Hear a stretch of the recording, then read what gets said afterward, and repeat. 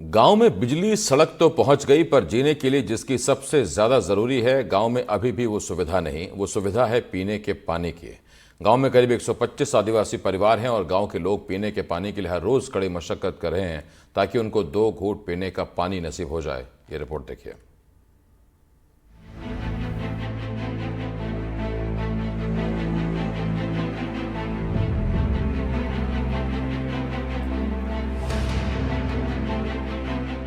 गांव कलमुच्चे में जब सड़क और बिजली पहुंची तो लोगों को उम्मीद जगी कि गांव विकास की रफ्तार पकड़ेगा। विकास के रास्ते पर चलकर गांव नई कहानी लिखेगा। पर गर्मी आते ही गांव के लोगों पर 2 घूंट पानी का संकट टूट पड़ा।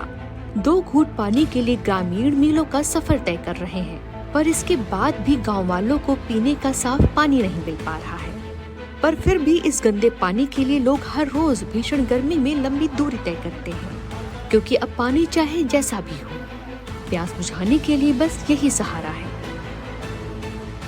कलमुच्चे गांव जिला मुख्यालय कांकेर से 25 से 30 किलोमीटर की दूरी पर बसा है। यहाँ करीब 125 आदिवासी परिवार रहते हैं और पानी के लिए ग्रामीण गांव से दूर पहाड़ी जंगल की ओर आते हैं। यहाँ उन्होंने पानी इकट्ठा करने एक स्थान बना रखा है। यहाँ जंगल और पहाड़ों से रिसने वाला पानी इकट्ठा होता है। रोजाना ग्रामीण यहाँ से पानी लेकर जाते हैं और इसी पानी का इस्तेमाल वो पीने से लेकर अपने बाकी कामों में भी करते हैं।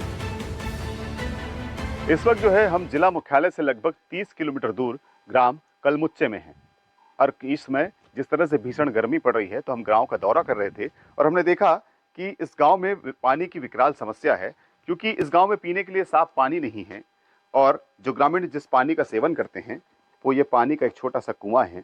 और आप देख सकते हैं कि इस कुएं में किस तरह से ये पानी भरा हुआ है। हालांकि इसे कुआं नहीं कहेंगे, एक हिसाब से ये बनाया हुआ गांव ग्रामीणों के द्वारा जो है इसे निर्माण किया गया है, ये मान सकते हैं। और सबसे खास बात इसमें यह है कि ये जो पानी है किस तरह से गंदा है। आप उसे देखिए, यहाँ पर किस तरह से काई पड़ी हुई है। काई के अलावा जो तमाम जो कीटाणु है वो नजर आ रहे होंगे, काई नजर आ रही है। और आप उस ओर देखेंगे तो वहां से जो पानी रीसता है वो पानी रीस कर इस गड्ढे में एकत्र होता है और इस गड्ढे में जो पानी भरता है उसी पानी का सेवन यहाँ के गांव वाले करते हैं। अब देखिए, जहां पर पानी की समस्या ना हो तो उस इलाके में आखिर ग्रामीण पानी कहाँ से लाएं, तो ये एक पानी का जरिया है। अब इन बाबा को देखिए, ये इसी तरह से रोजाना जो है गांव के सभी लोग लंबी दूरी करके, यानी कि 1 किलोमीटर दूर पैदल पहाड़ी रास्तों को पार करके कांवड़ या अन्य माध्यमों से पहुंचते हैं। बाबा, ये पानी आप लोग कहाँ से लाएं? ये झरना से ले जाते हैं। इसी से ले जाते हैं? इसी से ले जाते हैं। घर कितने साल हो गया? हाँ, बहुत साल हो गया, अब 1-2 पीढ़ी तक हो गया। अच्छा, आजादी के पहले का? हाँ, दादी के पहली। अच्छा, हाँ। तो ये बताइए, आप तो देख रहा हूँ मैं, आप लाठी भी रखे हैं। हाँ, और प्लस ये कांवड़। आपकी उम्र कितनी होगी? हाँ, मेरा तो 40-45 होगा सर। 40 में ज्यादा होगा? ज्यादा होगा। लेकिन आप पहले से ही रोज ऐसे ही जाना? हाँ, ऐसे ही लेते हैं।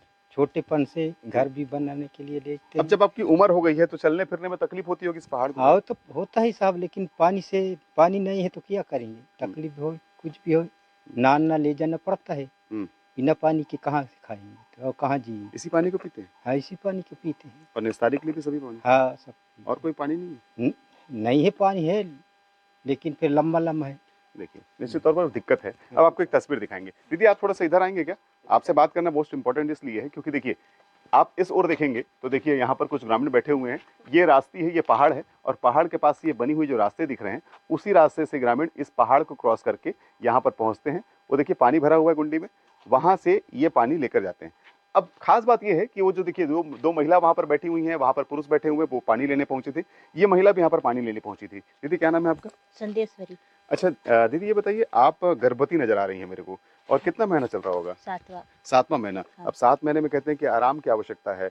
अब आप देखिए, गांव से इतनी लंबी दूरी तय कर पानी लेने आती हैं, कितनी कठिनाई होती होगी? होते बहुत थक लागते, पूरा हाथ घूमा फिरत है। हाथ पैर दर्द करता है? हाँ। और क्या दिक्कत होती है? आने में तो कुआं में तो दिक्कत पड़ते। हाँ। ग्रामीणों ने बताया कि उनके पूर्वज भी इसी पानी के सहारे थे और आज वो भी इसी पानी के सहारे जी रहे हैं। लंबा सफर तय करने के बाद पीने का पानी इकट्ठा कर पाते हैं। क्या बुजुर्ग, क्या युवा, क्या गर्भवती महिलाएं, सभी यहाँ से पानी ले जाने पर मजबूर होती हैं। और गांव में नल जल योजना के नाम पर पानी की टंकी तो लगा दी गई, पर टंकी में अभी तक पानी नहीं पहुँचा है। तो अगर ये पानी कहीं सूख गया तो इस पानी के बाद गांव के पास पीने के लिए कोई स्वच्छ पानी नहीं है। इसे भी स्वच्छ नहीं कह सकते, लेकिन पानी नहीं है। अब वो सोचिए, जिस भीषण गर्मी में बूंद बूंद पानी को यह गांव तरस रहा हो, जिस भीषण गर्मी में इस गांव के लोग पानी के लिए लंबी दूरी तय कर रहे हो, उस गांव की समस्या कितनी विकराल होगी। मकान नहीं बना सकते, पीने के लिए पानी नहीं है। गांव में अगर शादी ब्याह हो, कुछ फंक्शन हो, तो उसके लिए पानी की समस्या है। नल जल योजना का लाभ नहीं मिल पा रहा है, पाइपलाइन बिछाई नहीं गई है, बोर नहीं है, हैंडपंप नहीं है। तमाम समस्याओं से ये ग्रामीण जूझ रहे हैं। आखिर सरकार इनकी कब सुनेगा? और सरकार अगर सुन रहा है तो हम उनसे यही कहना चाहेंगे कि इस गांव की समस्या दूर होनी चाहिए। गांव में पानी की समस्या है। बूंद बूंद पानी के लिए ग्रामीणों को कड़ी मशक्कत करनी पड़ती है। आखिर कब यहाँ नल जल योजना का काम पूरा होगा और कब ग्रामीणों को पीने का साफ पानी नसीब हो सकेगा? एनडीटीवी के लिए कांकेर से नीरज तिवारी की रिपोर्ट। नर्मदापुरम के सिवनी मालवा में 6 साल की नाबालिग बच्ची को इंसाफ मिल गया है। रेप और हत्या के मामले में जज तबस्सुम खान ने फांसी की सजा सुनाई है। इस दौरान जज तबस्सुम खान ने उस बच्ची और उसकी मां का कविता के जरिए दर्द बयां किया। क्या कहा उन्होंने, इस रिपोर्ट में देखिए।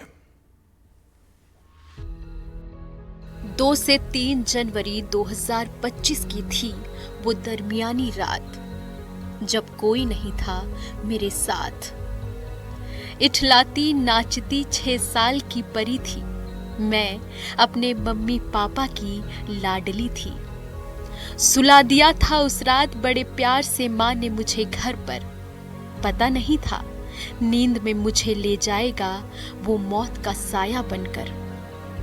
जब नींद से जागी तो बहुत अकेली और डरी थी मैं। सिसकियां लेकर मम्मी पापा को याद बहुत कर रही थी मैं। न जाने क्या क्या किया मेरे साथ। मैं चीखती थी, चिल्लाती थी, लेकिन किसी ने न सुनी मेरी आवाज। थी गुड़ियों से खेलने की उम्र मेरी, पर उसने मुझे खिलौना बना दिया। वो भी तो था 3 बच्चों का पिता।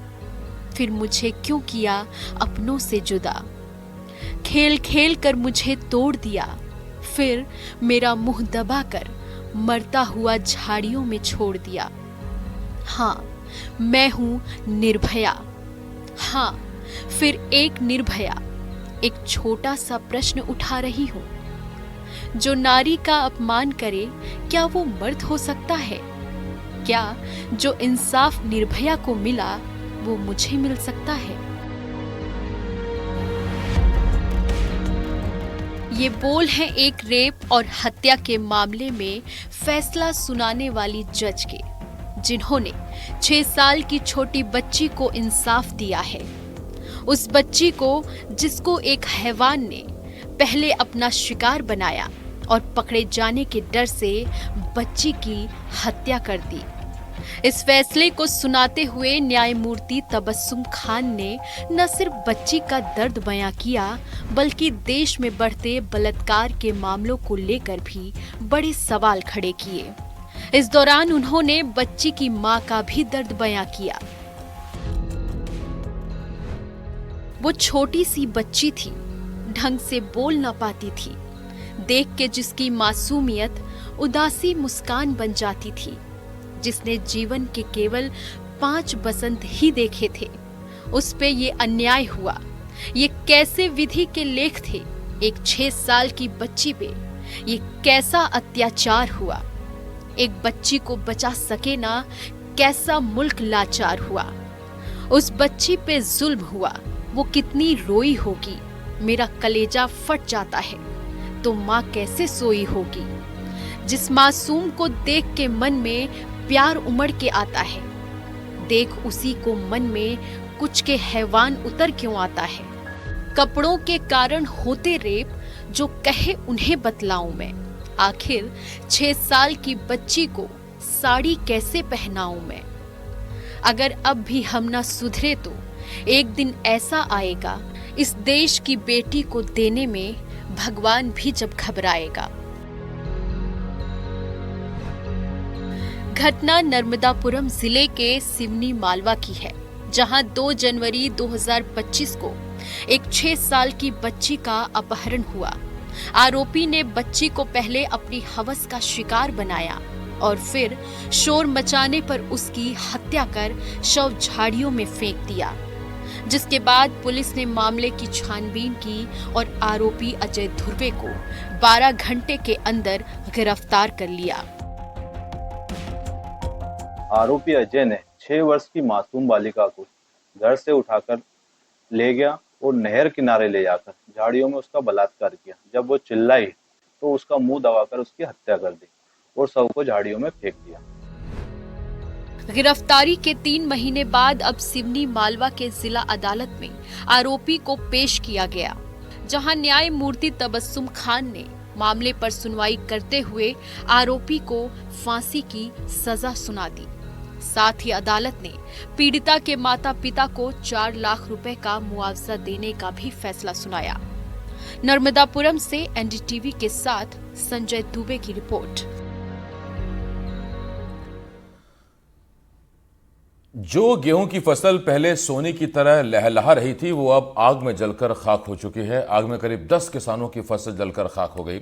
आग इतनी भयानक थी कि आग ने 100 बीघा फसल को खाक में तब्दील कर दिया। ये रिपोर्ट देखिए।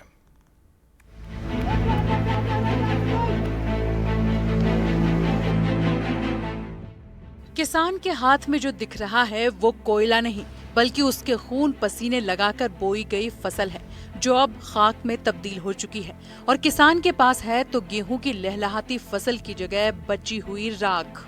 क्योंकि आग की एक लौ नहीं, बल्कि 8 से 10 किसानों के चेहरे पर मायूसी दी है और सोने की तरह चमकते गेहूं की फसल को राख बना दिया है। किसान सुदामा प्रसाद चौबे, बख्शीश, जीत सिंह, सतनाम सिंह, दलजीत सिंह, सतविंदर सिंह समेत 10 किसान ऐसे हैं जिनकी करीब 100 बीघा में खड़ी फसल को आग ने लील लिया। आग लगने की घटना ग्वालियर के डबरा अनुभाग के पिछोर क्षेत्र के वीर मडाना ग्राम पंचायत का है, जहां आग ने किसानों की लाखों की फसल को स्वाहा कर दिया है। कल क्या हुआ था? मतलब रात के 10 बजे। क्या नाम है आपका? बख्शीश सिंह। कितना फसल का नुकसान, कितनी फसल की नुकसान हुआ होगा? फसल का तो ये सबका मिला के निकाह सबका मिला के तो 60-70 बीघा तो है। आपकी कितनी फसल होगी? हमारी फसल भी मतलब इनकी भी कर लोगे क्या? तो मेरी तो 4-5-6 बीघा अपनी दादो कर लिए सारी। किसान अब मायूस हैं और प्रशासन से मदद की गुहार लगा रहे हैं, क्योंकि किसानों पर आग ने जिस तरह कहर बरपाया है, ऐसे में अब किसानों के पास कोई राह नजर नहीं आ रही कि आखिर किसान जाए तो जाए कहां? किसान कैसे इस नुकसान का खामियाजा उठा पाएं? एनडीटीवी के लिए ग्वालियर से देव शिमाली की रिपोर्ट। और यहाँ छोटे से ब्रेक के लिए हमें रुकना होगा, जल्द लौट रहे हैं।